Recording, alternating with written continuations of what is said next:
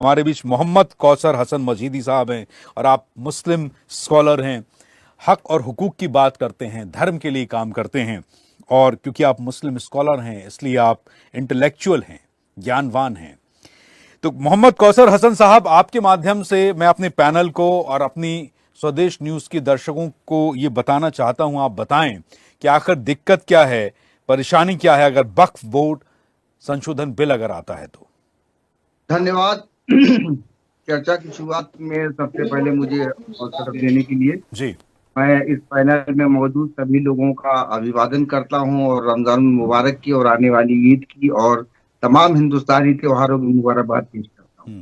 देखिए, सबसे पहले तो मैं ये कहना चाहता हूं कि ये जो वक्फ संशोधन अधिनियम लाया गया है, तो इस देश में जो हमारी संसदीय कार्य प्रणाली है, लोकतांत्रिक पद्धति है, इसमें तमाम कानून बनते और बिगड़ते रहते हैं। ये तो एक सामान्य प्रक्रिया है और इसके बारे में तो मैं कई बार कह चुका हूँ। ये जो वक्फ का संशोधन विधेयक लाया जा रहा है, तो इसमें जो तमाम वक्फ माफिया बैठे हुए हैं, ये वक्फ माफियाओं की तमाम की पोल खुल रही है।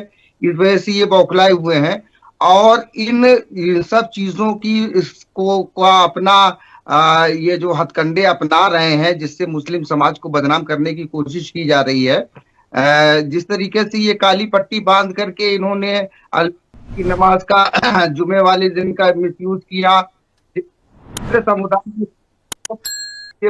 अब मैसेज जाता है कि ये मुसलमानों की इबादत का दिन जुमा है, कि ये विरोध प्रदर्शन करने का दिन है।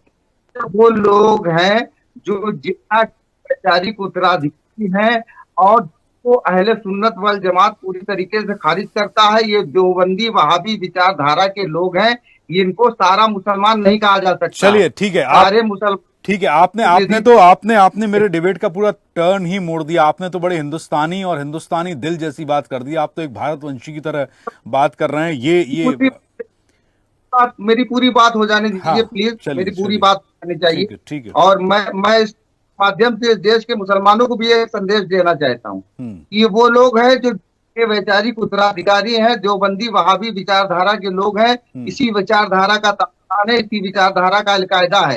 ये लोग मुसलमानों को पिछले 75 सालों में मुख्य धारा से दूर करने के तमाम हथकंडे कितने लोग हैं ऐसे कौसर हसन मजीदी साहब जो ये बात मानते हैं जो आप कह रहे हैं?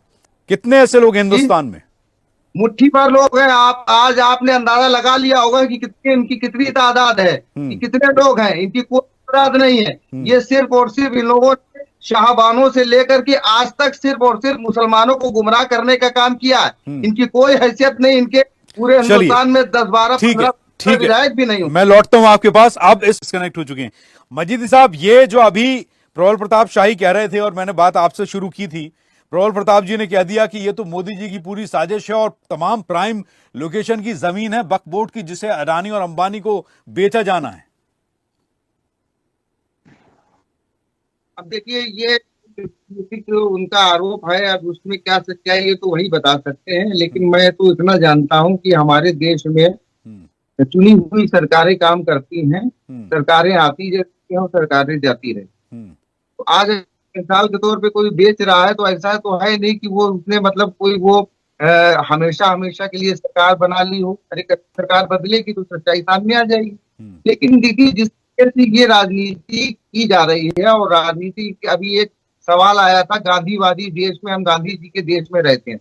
निश्चित तौर पर हम गांधी जी के देश में रहते हैं और हमें बड़ा फख्र है, खास तौर से एक हिंदुस्तानी मुसलमान होने के नाते मैं गांधी जी को सैल्यूट करता हूं कि गांधी जी इस देश के मुसलमानों के अधिकारों के लिए अपनी जान तक दे दी। हम उस गांधी के देश में रहते हैं, लेकिन गांधी जी धर्म की राजनीति के भी विरोधी थे। जिस प्रकार से इस धर्म की राजनीति की जा रही है, धर्म का प्रयोग राजनीति के लिए किया जा रहा है। जुमा एक इबादत का दिन है।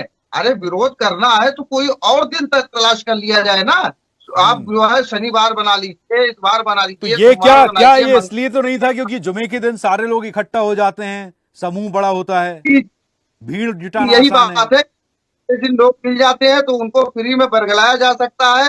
और ये सबसे बड़ी बात है कि इन लोगों ने, जैसा कि अभी सौगात की बात चल रही थी, तो मैं इन सब सवाल का जवाब नहीं देना चाहता था, लेकिन अब मैं दूंगा इस सवाल का जवाब कि हमारे यहाँ एक माफिया लोग बैठे हुए हैं, ये मुसलमानों की ज़कात और फितरे की रकम अपनी सियासत के लिए खा जाते हैं। तो मुसलमान इतने गरीब हो गए कि मजबूरन हमारे देश के ये तो प्रधानमंत्री ने इमरान बंटी को मुसलमानों सुनना चाहिए जो आप कह रहे हैं। ये तो उनकी बात। अगर मुस्लिम स्कॉलर, आप देखिए हमारे साथ दो लोग हैं मुस्लिम समाज से, इमरान बंटी हैं, आईएमआई के नेता हैं, इसके अलावा इस्लामिक स्कॉलर कौसर हसन मजीदी साहब हैं। जब दो लोग आपस में एकजुट नहीं है इस मुद्दे को लेकर, आधे लोग मानते हैं कि कुछ लोगों का विकास कर रहा है वक्फ बोर्ड की जमीनों पर कुछ लोगों का कब्जा है और ये गरीब मुसलमानों के उत्थान के लिए काम करना चाहिए, और ऐसे लोग जिनके पास रोजगार नहीं है, शिक्षा नहीं है, बुनियादी जरूरतें नहीं है, उनके विकास के लिए वक्फ बोर्ड काम करे। और अगर इस पर कोई भी सरकार इनिशिएटिव ले रही, श्रेय ले रही है, तो मुझे नहीं लगता कि इसमें आपत्ति होनी चाहिए, जब खुद इस देश का पूरा मुस्लिम समाज इस मुद्दे को लेकर एकजुट नहीं है। तो प्रबल प्रताप शाही, ठीक, एक मिनट रुके, एक मिनट। दोनों लोग, बंटी साहब भी बैठे और भी बैठे हुए जो हमारे मुस्लिम स्कॉलर, इनसे आप पूछिए जो सच्चर कमेटी की रिपोर्ट है मुस्लिमों के बारे में, क्या ये सरकार से दबाव बनाएंगे कि वो सरकार उसको लागू करे? सच्चर कमेटी की रिपोर्ट किससे सवाल है? मुस्लिमों के जो स्थिति के बारे में बनाई गई थी, जिसने बताया था कि ठीक है, मजीदी साहब जवाब दे रहे हैं इस पर, मजीदी साहब जवाब दे रहे हैं। जी सर बोलिए। सर, सच्चर कमेटी का तो उल्लेख ना कीजिए। सच्चर कमेटी जो है फिर वही बात होगी कि एक कौसर मजीदी एक राजनीतिक जवाब दे देगा। सच्चर कमेटी आप पोल खोलने का काम करती है। सर, सच्चर कमेटी का नाम न लिया करिए। सच्चर कमेटी बताती है कि आप लोगों ने 75 सालों में मुसलमानों को सिर्फ उनके जो है वो धार्मिक एजेंडे में उलझा करके कितना पीछा कर दिया है। आज जो है जिस ज़कात, बताइए सच्चर कमेटी बनाया किसने था? आप बोल लीजिए, फिर आप बोल लीजिए। आप बताइए, आप सच्चर कमेटी बनाया किसने था? इसका शिक्षा की बात करता है, मुसलमान अपने जो है वो संवैधानिक अधिकारों की बात करता है, तो फिर आप लोग पीछे हट जाते हैं। सच्चर कमेटी ये बताती है कि 75 सालों में जो और सरकारें रही उनकी विफलता को दर्शाती है सच्चर कमेटी। सच्चर कमेटी और इमरान बंटी साहब कुछ कह रहे हैं। इमरान बंटी साहब कुछ कह रहे हैं। जी, इस प्रकार दोहन किया गया।